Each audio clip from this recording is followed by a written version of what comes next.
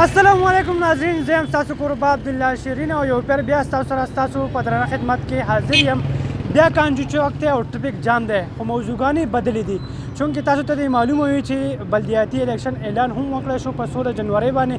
په هغې حواله سره بیا خاص کر پټرول مصنوعات چې کوم دي هغه هم د حکومت سره مذاکرات وشو، هغه کامیاب شو او بیا د سعودي عرب په حواله سره به ستاسو سره خبرې شریک کوو چونکې هغو ته هم د 1 دسمبر په ورځ باندې چونکې فلیټ کوم شیډول چې دی هغه کوم پابندیانې چې هغه ختم کړی شوې. په دغه حواله سره به خبرې اترې کوو، شریک کوو، د عوامو نه به تاثرات الو. تاسو هم سره اوسئ.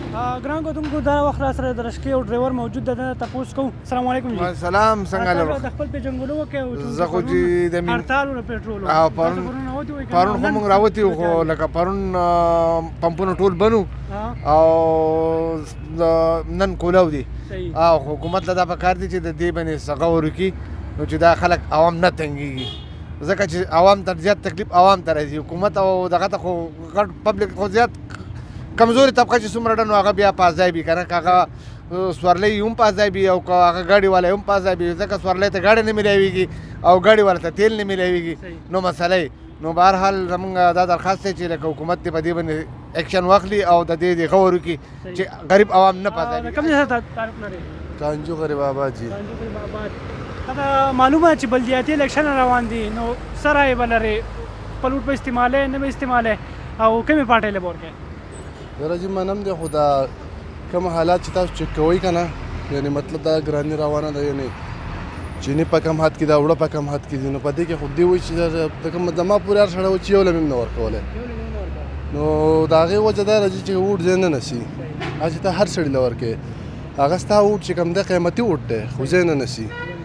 او لکه دا اوس په موږ باندې چې دی نو څه حالت دی.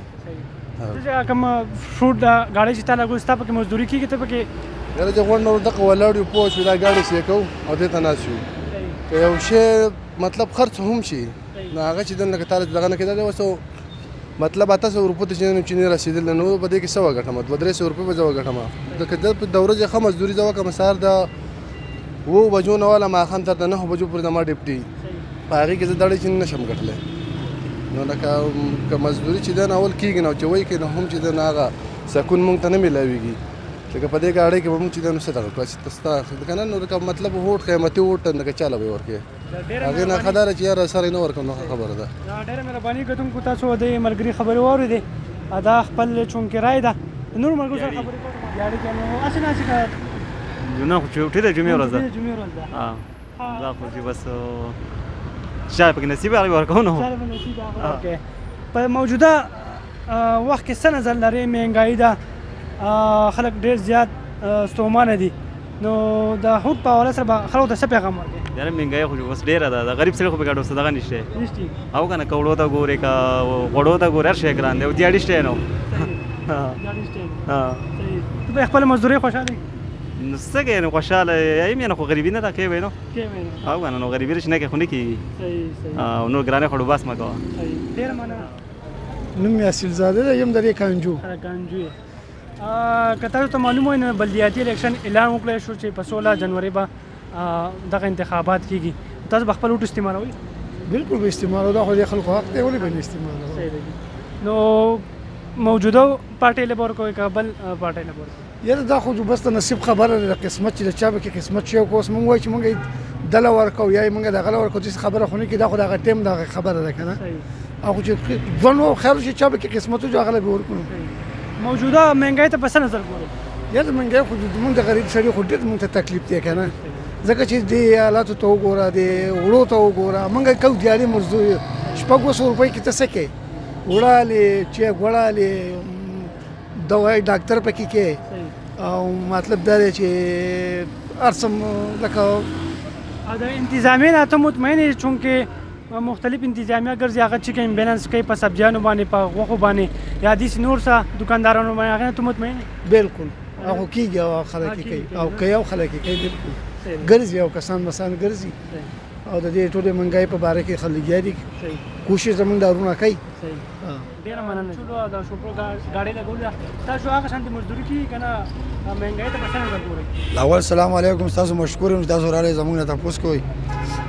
جي اول مزدوري ډېره ښکلې مزدوري وه، خو اوس مهنګايي ډېره سیوا شوې ده او موږ پسې لاول به دا چولې موږ به تقریبا څه په 2-3 هزار روپۍ بوره یې اخېسته نو اوس دا موږ 12,000 روپۍ بوره یالو نو اوس یو غریب سړی به نو 100 روپۍ اوس به کېدو نو موږ نو 100 روپۍ اخېستې اوس دغه 100 روپۍ اوس هم نه خلکو نه کېږي موږ دغه شان ولاړو کاروبار نشته او په کور کې مو واړه بچي د مهنګايي ده زیاته د هغې په وجه باندې چې کوم دی کاروبار ډېر زیات خراب دی او مطلب چې هر یو شی ګران شو مخکې یو شی په 10 روپۍ 15 روپۍ میلاوي اوس هغه شی چې کوم دی په 100 روپۍ میلاویږي نو موږ ډېر زیات تکلیف دی حکومت ته مهرباني ده چې د مهنګايي کمې کړي په دې باندې عمل درآمد وکړي مهنګايي ته په څه نظر ګورې صاحب جو مهنګايي ډېره زیاته ده موږ دغه د لاسو کوم مزدوري ده دغه کوه بس په دې کې زموږ ګزاره ډېره ګرانه ده هر سهار سړی راپاڅي او یاره د خپل بچو په هغه کې چې سوله وي سوخل دی ولې یو شی دی چې شل نور پاتې کېږي دغه شان هر سړی په ټینشن کې دی بس الله دې په حال رحم وکړي نو نور هم څه چل نه کوي بلدیاتي الیکشن روان دی نو په هغې حواله سره څه نظر لري اوټ په خپل استعمالوې نه به استعمالوې چا له بوټ ورکوې یاره صاحب زموږ د دې سړي دا توقع چې موږ